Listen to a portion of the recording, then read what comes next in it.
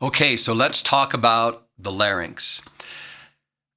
Unlike the false vocal folds, the larynx, it's covered in every type of singing methodology. So I think unless you're a very, very, very beginner, most everybody's already going to know somewhat about the larynx. So I'm going to go through it pretty quick here. And it's not all that complicated. When you just talk, because all we're going to talk about is the larynx, the vertical position, raising and lowering the larynx. So the larynx, of course, can move up and down.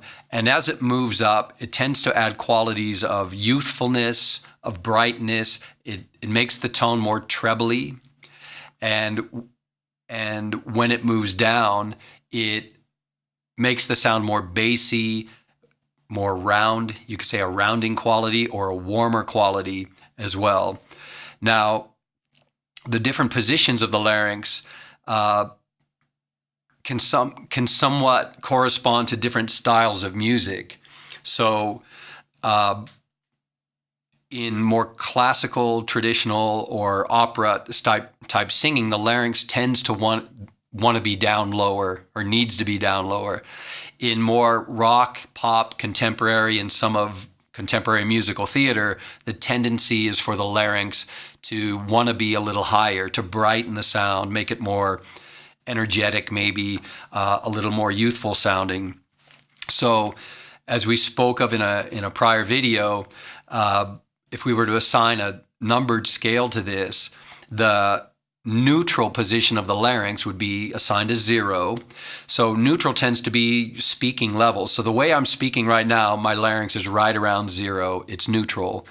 And the raised direction, we go from 1 to 5. And in the lower direction, we go from -1 to -5. But without positive doesn't mean good, negative doesn't mean bad. It just means that neutral is 0. We go up to 5 when we raise it to its highest, and -5 to its lowest. Well, this pop and contemporary music, contemporary musical theater will probably move between -1 and +3. There won't be any extreme raising of the larynx, as that can sound kind of awful. And the classical opera might go from +1 down to -3 or -4 in general.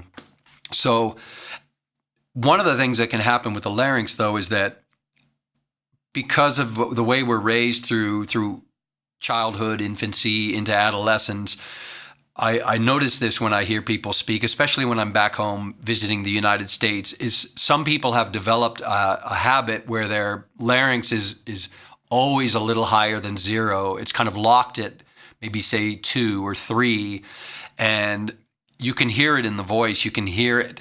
And that particular person, if they're a student of the voice, might have come to think that is actually neutral when it's actually raised quite a bit. So a student that has, and you may be one of them, you may not be, but a student that has a larynx that's always slightly raised above neutral, their training requirements are probably going to do what I call overcompensation training, is they're going to want to train by moving the larynx down into a low position, running through some scales and other exercises in that lower position to kind of get a feel for it and see if they can move the larynx back into a more truly natural neutral position for singing, and then of course gain some control and mastery over it, so you can raise it when you need to and lower it when you need to. And again, some of that happens automatically. Okay, so we're going to do 2 different awareness exercises in just a moment, but to cover, why don't we do those now, and then we'll cover some other things in a sec when I wrap up. So the first larynx exercise, we'll do a silent exercise, and many of you have probably already done this, but basically you can feel the larynx, just put your fingers on it gently, or you can grab that Adam's apple, not grab it, but touch the Adam's apple, and you'll notice that when you swallow, it goes up. You know, if you swallow good and hard, it goes up to a 4 or 5. It goes up as high as it can go. Okay, and so that's the feeling of the larynx going up. The way to drop it is to yawn, or the onset of a yawn. So if you just think that you're tired and go, you already feel it going down. Okay, so yawning brings it down. And sometimes you'll hear tips when you're singing, or you're in a private singing lesson. is to imagine the onset of a yawn, but don't go through a yawn. If you imagine the onset, you've already begun to lower it, and then you can enter an exercise with it in that lower position just by imagining the onset of a yawn. So now, to make a little bit of sound in those two different positions, you often hear people, so you have the voice actor, I think it was Jim something who did Kermit the Frog. And Kermit the Frog is usually used as the example for the raised larynx. So what does Kermit do? You know, Kermit says something like, "Hey, everybody. Hey, everybody. Hey, Miss Piggy. Hey, Miss Piggy. How are you today, Miss Piggy?" This is the raised larynx. And you can see how it really brightens the sound. It makes it very trebly. Okay, so you can practice that a little bit. There's not a whole lot that you can practice here in this particular video. And then one of the sounds used to demonstrate the lower position, and not all of you might be dating myself, but not all of you might be familiar with Yogi the Bear. But Yogi the Bear would have been done by a voice actor who lowers his larynx to make that sound, that hey boo boo, hey boo boo. That's similar to trying to talk while you're the onset of a yawn. Hey everybody, how are you doing? How are you doing? Now, what's interesting is that sometimes a raised larynx will produce such a bright tone that it sounds like it's a higher pitch. But you can actually, you know, if I had a piano here and I was hitting the same note, I can say the note, say it's like aw, I can go aw, and I can go aw. I'm actually going up in pitch, but you can raise and lower the larynx on the same note. And it can sometimes sound, when it's in the higher position, it can actually sound like it's a higher pitch. And when it's lowered, it can actually sound like a lower pitch, probably because there's more bass frequency in the lower position and more harmonics, more higher frequency harmonics in the raised position. And your ear is hearing those harmonics and thinking it's a higher pitch.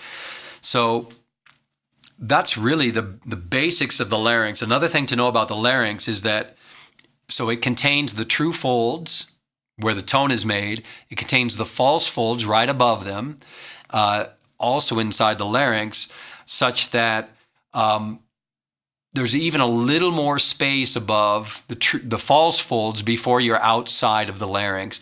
So the voice itself, in these two positions where sound is made up to the point where the sound is leaving the resonation chamber, this is where we're in control. We have control over, we make sound and we shape sound. Okay, there's actually 4 resonation chambers, you could say subchambers, within this portion of the instrument that we'll talk about.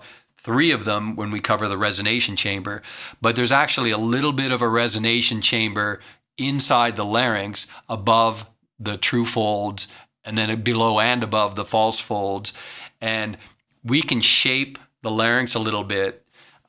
This is one of those advanced topics I talked about, generally that involves the aryepiglottic sphincter.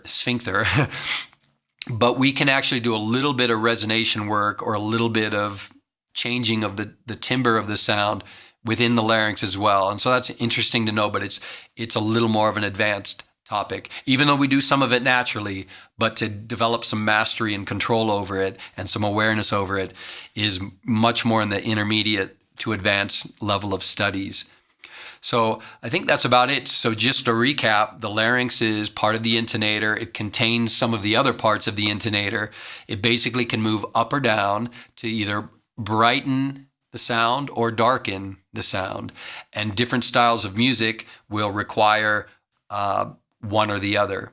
Okay, so that's it. Let's move on to the next video where we're going to talk about the true vocal folds and the 2 different characteristics of sound that they're primarily responsible for.